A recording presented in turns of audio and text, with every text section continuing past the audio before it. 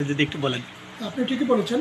গত 31শে জুলাই শিবচর থানার পাঁচচরের মিজানুর রহমান এই একজন অটো ভ্যান চালক তার নিখোঁজ সংক্রান্ত একটা জিডি করেন তার ওয়াইফ আমাদের শিবচর থানা। তো এই জিডির তদন্ত করতে গিয়ে ঘটনার 12 দিন পরে আজকে আমরা এই মিজানুর রহমানের ডেড বডি উদ্ধার করি, লাশ উদ্ধার করি, সেটা মাতবরের চর শিকদারকান্দি থেকে। তো এই ঘটনায় ভিকটিমের যিনি ওয়াইফ তিনি বাদী হয়ে শিবচর থানায় মামলা করেছেন।